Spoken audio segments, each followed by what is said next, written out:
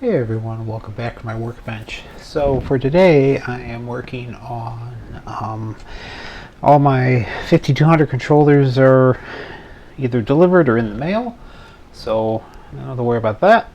And then I'm working on wiring up the Vectrex controller.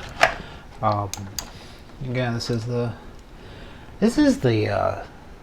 silk. I've never printed with PLA silk before, and it's got a really nice this feel to it. So matches the silver really well. This is the prototype I'm working on. So I got in the mail a couple things, or delivered I should say. Boy, my bench is a mess right now. Oh, I gotta clean up a second. Anyway, as I'm cleaning I can keep talking. So in addition, I 3D printed my first cut of the Intellivision overlay holder, and it's pretty good. It's just a little thick. Let me grab it real quick. So this is the Intellivision overlay. This is my standard keypad. Actually, it's going to require 2 layers of keypad to emulate what the original keypad is. So I'm going to have a keypad, an identical keypad adhered to it, and it'll give me all the lines I need to actually make it. This is my first cut of the overlay holder. Technically this is the same height as the original Intellivision.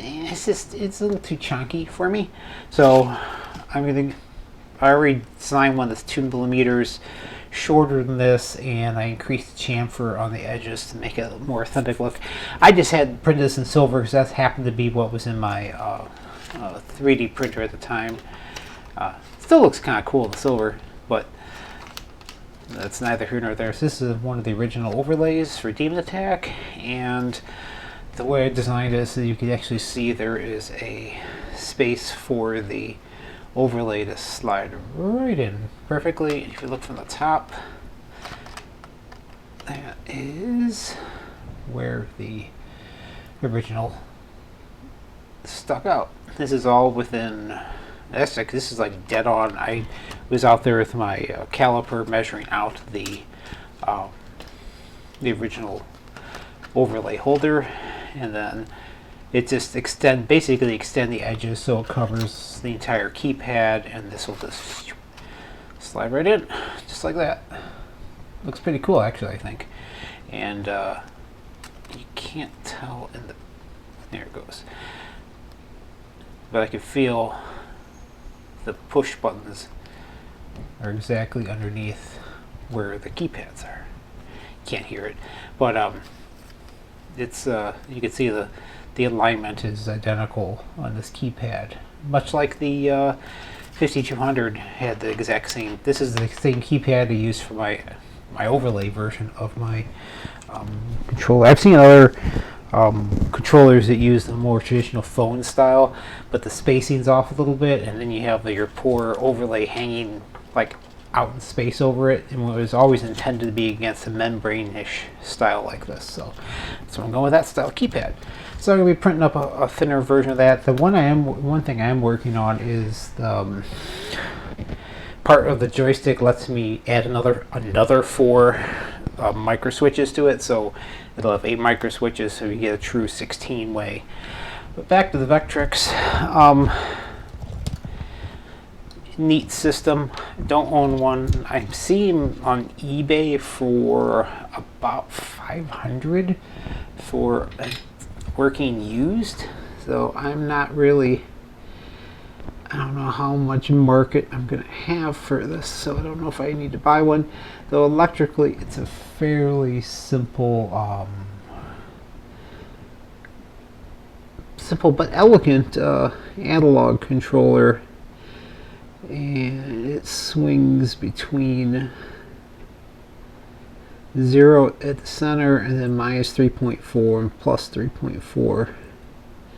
So all I'm doing right now is I am putting together a little perf board, and my dog is barking. I don't know why.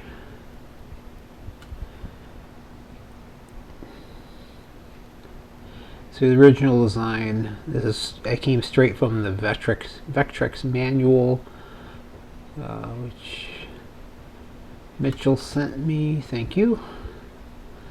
And this is the exact, electrically, this is identical to the original analog controller. The version I'm making is the ANDI, so it has the full analog section and it's going to have the full digital section. Why is that so far? I don't like that. I'm picky about my own soldering. There we go. There we go. So now this is going to be the X and the Y.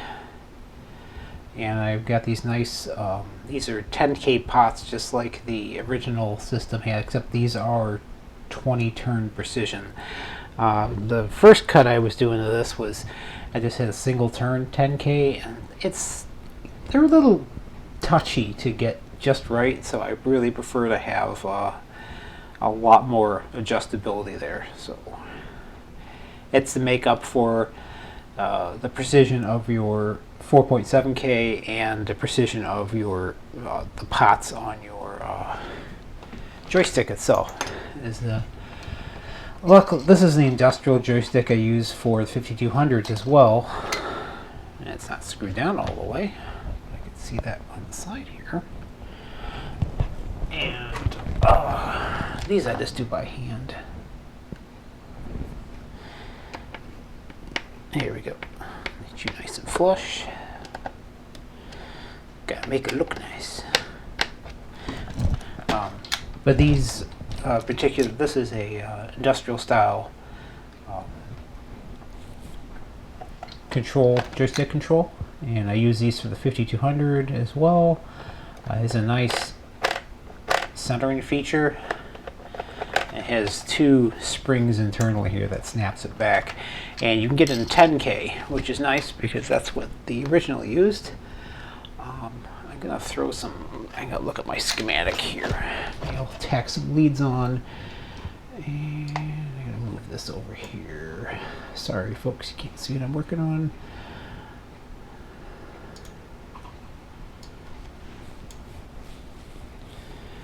Okay, so let's look at the x-axis. X-axis is again very similar to my 5200 design. I used these IDC style connectors. In this case, it's a DB9, and this will plug into your standard DB9 extension cable. And the x-axis out is X is coming out on pin 5, which is white.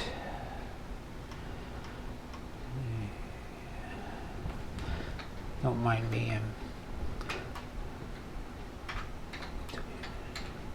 just doing some schematics here.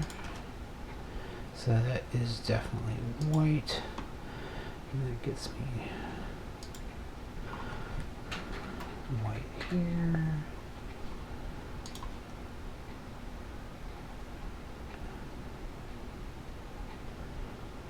And then white jumpers over there.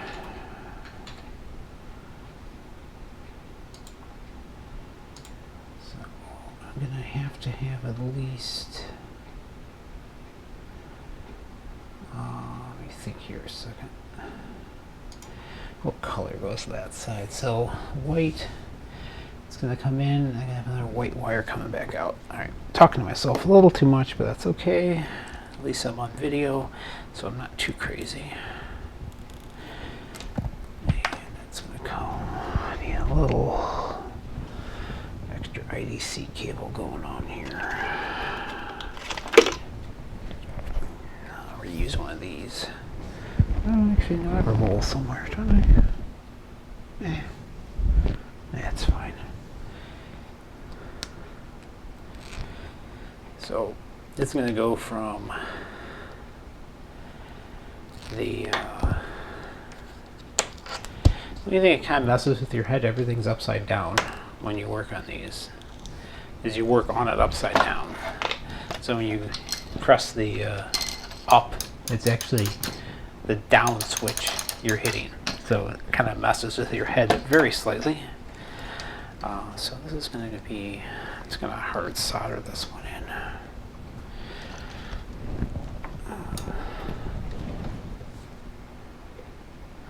Keep all my tools up on I haven't done a what's on the other side of my workbench in a while. Maybe I'll do that one of these nights. I keep all my tools up here. So I have all my hand tools, strippers and pliers and stuff over there, and then I have all the screwdrivers, and I have all my tapes and my solder wick and my oscilloscope, which you can see in the upper left hand corner actually. I just have a camera on it right now. The reason I'm doing that is later I'm going to, since I don't own a Vectrex, I can actually simulate the electrical of it because I have a plus minus 5-volt power supply, and that will be what that's for. So this is going to go to the, this is the x-axis, which is this guy here.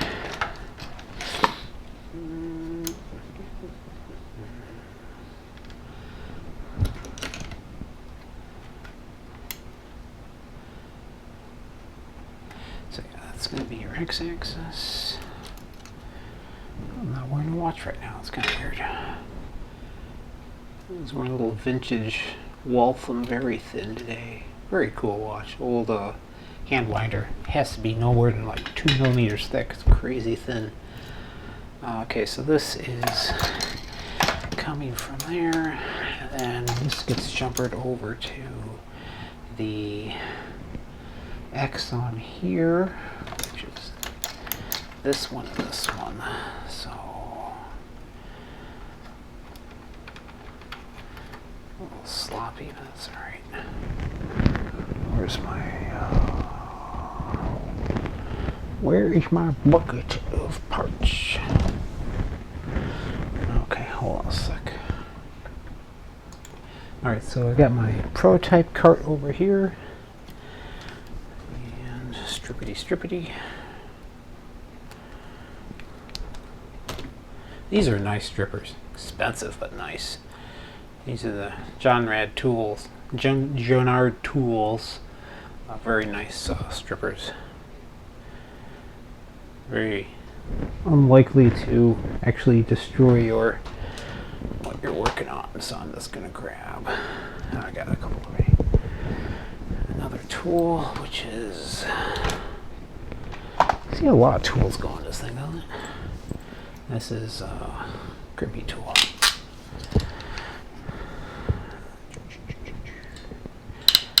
That's the wider one. Yes. Well, that just hit the floor. Come back for you later.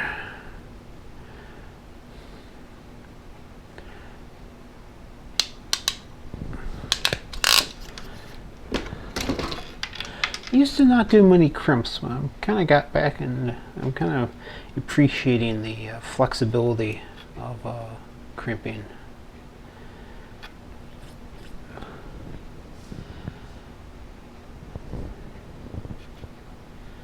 All right.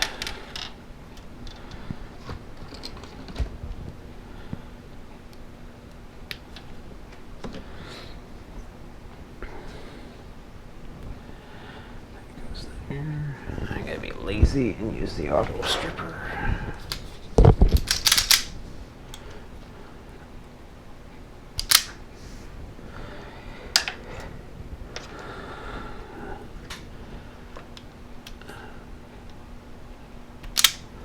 Another tool I used to not use much, but I appreciate the speed of it.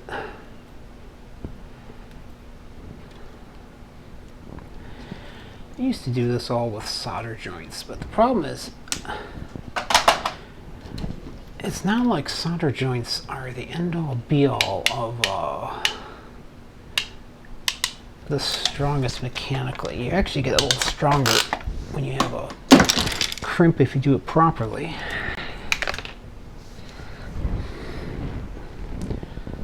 If you do it improperly, that's what happens. It falls off. So This is supposed to go deep in there. You're supposed to actually kind of see the wire a little. Why am I not seeing the wire? There you are. So if you crimp properly,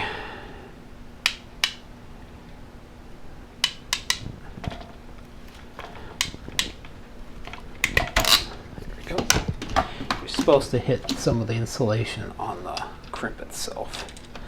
So now this is going to go here,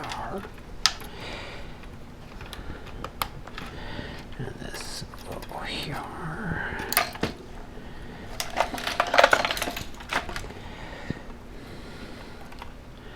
So you get to see the birth of a new, I'll put on this one, the birth of a new controller.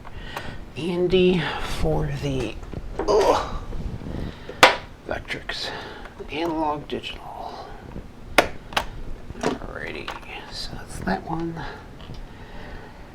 Next, maybe we'll knock out the Y, and then I might call the night because I know my wife needs some help with stuff around the house. So this is going to be the Y. Now, luckily, she is so far, knock on wood, is a breast cancer survivor, which is good. She doesn't have any active treatments going on right now, and there's no evidence of disease, so which is good.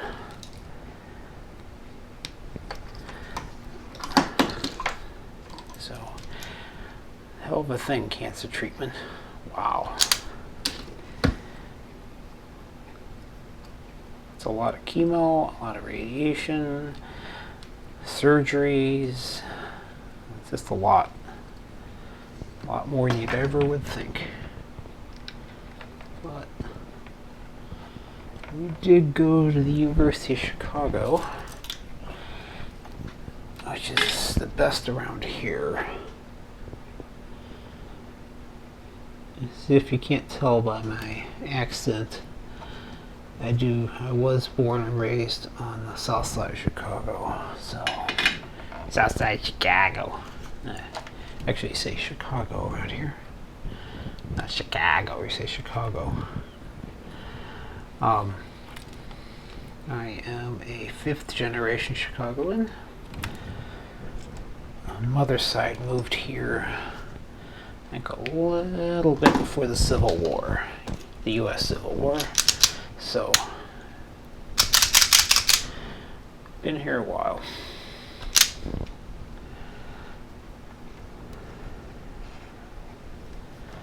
Quite some time. So, all I've ever known is the city.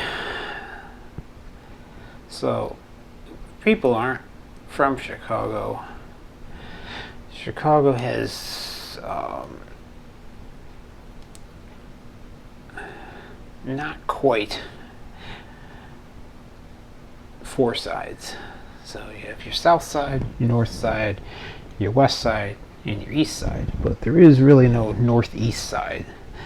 So you have your north, west side, southwest side, and south side. And culturally quite different between sides of the city, and in the most of the south side is African American and Latino, except for fairly south there's a large enclave of Irish Americans, south side Irish, and ironically I'm not really that Irish, tiny bit, not much though, mostly Swedish and English. As you could tell with my dark hair, I am quite a bit Swedish. It's actually not quite a joke because there's an ethnic minority in Sweden who have dark hair. We're slightly prejudiced against, so a lot of the Swedes that came to America actually have black hair. So that's why you see a lot of black-haired Swedes. And I am a descendant of one of those. He came over, I think, around 1912, I think. I came over on my father's side. Mother's side's been here forever. Mother's side's been here since Mayflower, literally. So I've been here a while.